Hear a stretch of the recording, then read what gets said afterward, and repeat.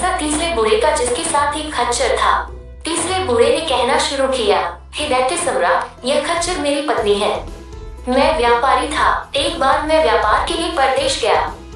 जब मैं 1 वर्ष बाद घर लौटकर आया तो मैंने देखा कि मेरी पत्नी एक हबशी गुलाम के पास बैठी हास विलास और प्रेमालाप कर रही है। यह देखकर मुझे अत्यंत आश्चर्य और क्रोध हुआ और मैंने चाहा कि उन दोनों को दंड दूं। तभी मेरी पत्नी एक पात्र में जल ले आई और उस पर एक मंत्र फूंक कर उसने मुझ पर अभिमंत्रित जल छिड़क दिया, जिससे मैं कुत्ता बन गया। पत्नी ने मुझे घर से भगा दिया और फिर अपने हास विलास में लग गई। मैं इधर उधर घूमता रहा, फिर भूख से व्याकुल होकर एक कसाई की दुकान पर पहुंचा और उसकी फेंकी हुई हड्डियां उठाकर खाने लगा।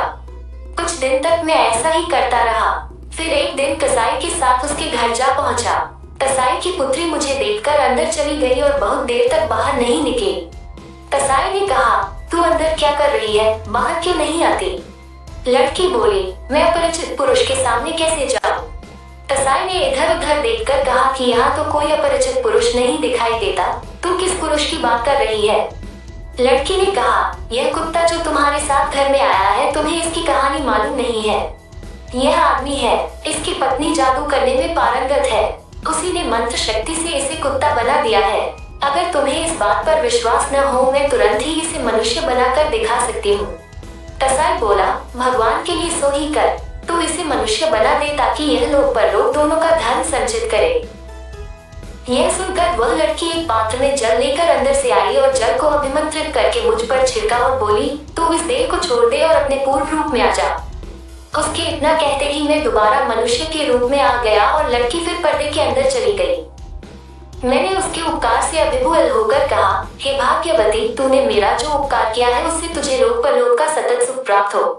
अब मैं चाहता हूँ कि मेरी पत्नी को भी कुछ ऐसा ही दंड मिले। यह सुनकर लड़की ने अपने पिता को अंदर बुलाया और उसके हाथ थोड़ा अभिमंत्रित जल बाहर भिजवा कर बोली, तू इस जल को अपनी पत्नी पर छिड़क देना। फिर तू उसे जो भी देह देना चाहे उस पशु का नाम लेकर स्त्री से कहना कि तू यह हो जा। वो उसी पशु की देह धारण कर लेगी। मैं उस जल को अपने घर ले गया।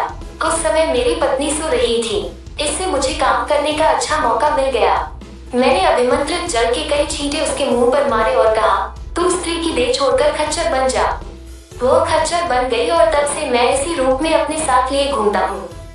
शाहजाद ने कहा, बादशाह सलामत। जब तीसरा वृद्ध अपनी कहानी कह चुका तो दैत्य को बड़ा आश्चर्य हुआ।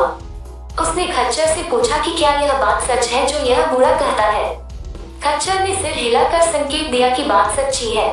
तत्पश्चात दैत्य ने व्यापारी के अपराध का बचा हुआ तिहाई भाग भी क्षमा कर दिया और उसे बंधन मुक्त कर दिया। उसने व्यापारी से कहा, तुम्हारी जान आज इन्हीं 3 वृद्धजनों के कारण बची है। यदि ये लोग तुम्हारी सहायता न करते तो तुम आज मारे ही गए थे। अब तुम इन तीनों के प्रति कृतज्ञता प्रकट करो। यह कहने के बाद दैत्य अंतर ध्यान हो गया। व्यापारी उन तीनों के चरणों में गिर पड़ा। वे लोग उसे आशीर्वाद देकर अपनी अपनी राह चले गए और व्यापारी भी घर लौट गया और हंसी खुशी अपने प्रियजनों के साथ रहकर उसने पूरी आयु भोगी। शाहजाद ने इतना कहने के बाद कहा, मैंने जो यह कहानी कही है इससे भी अच्छी एक कहानी जानती हूँ जो एक मछुआरे की है।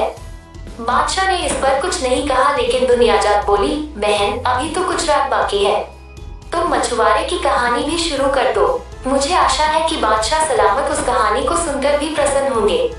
शहरयार ने वह कहानी सुनने की स्वीकृति भी दे दी। शाहजाद ने मछुआरे की कहानी इस प्रकार आरंभ की।